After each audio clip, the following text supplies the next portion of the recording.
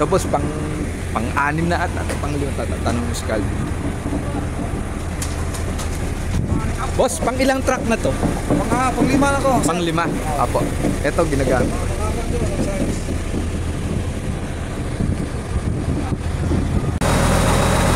Pang-anim na, pang-limang truck na pala to. Yung nasa likod. Ito yung pang-apat dito na boss. Siya.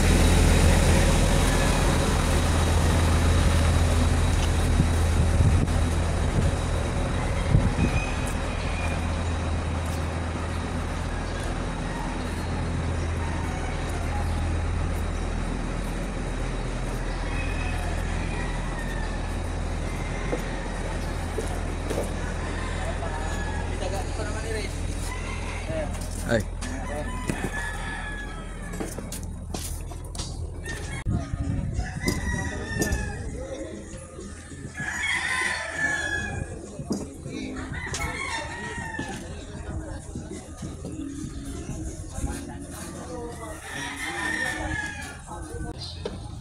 Oh, buga daw, buga.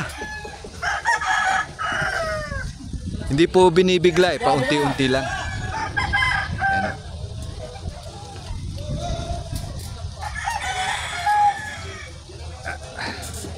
Wait lang, nakakalula dito dumaan eh. Ayan po, bumubuga.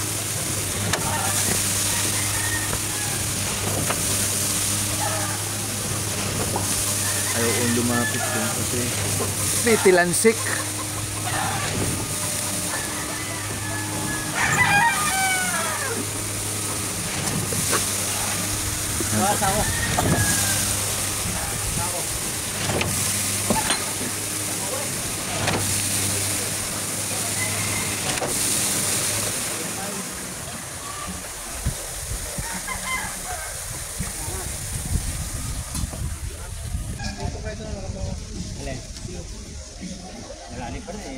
Puno na ho itong board pile.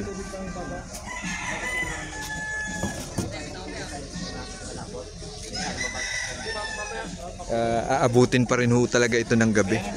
Yung pa ibang case. Sinturon no.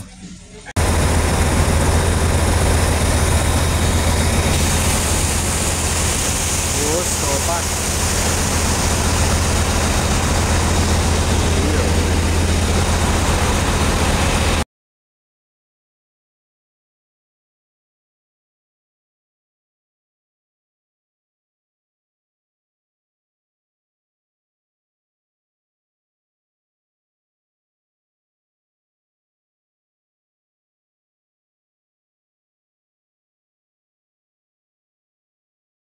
Maganda naman ng pagkakabali oh.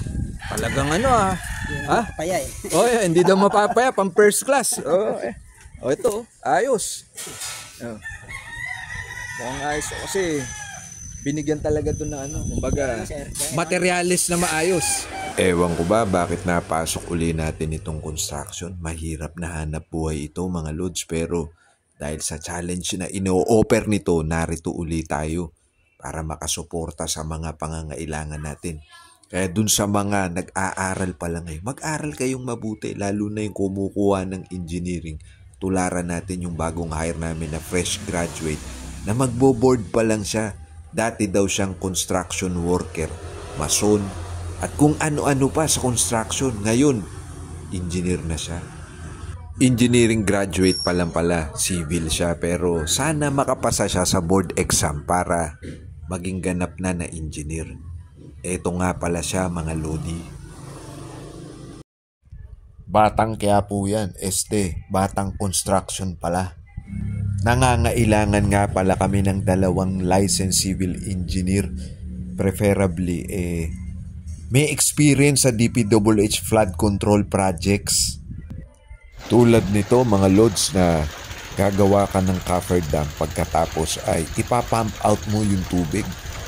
Mawawala yung tubig sa gitna ng ilog. Yun yung pagkakataon na mabubuhusan mo yung flooring ng ilog. Babakalan mo muna. Pati yung wall. Yan, ganyang kahirap itong project na ito. Como ilog ito na alam naman natin pag dito sa Manila area, hindi maganda ang simoy o ang amoy ng mga ilog. Pasintabi pala sa mga kumakain. Ganyang kahirap itong project na ginagawa namin. Pero dahil sa alam ko na itong project na ito, makakatulong ito lalo na sa hinaharap. Dahil isipin ninyo yung flooring ng ilog. Meron na siyang konkreto at may bakal pa. E di, malaki ang maitutulong nito para sa pagkontrol ng pagbaha. Sa hinaharap, pakikinabangan ito lalo na kapag na operational na yung mga pumping station. Kaya kahit na ganito, hirap itong mga projects na ito at delikado din. Pinagsisikapan namin na magkakatrabaho na maging maayos itong ginagawa namin. Dahil alam namin na sa hinaharap, malaking maitutulong nito.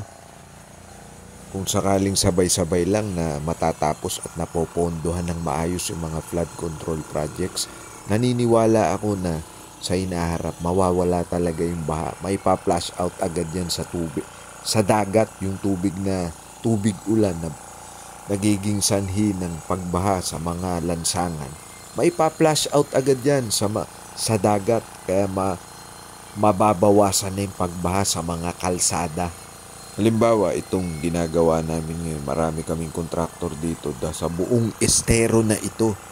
Kinukongkreto yung ilalim ng ilog pati yung wall. Pagkatapos ay ipapump naman ng mga pumping station diretso sa dagat.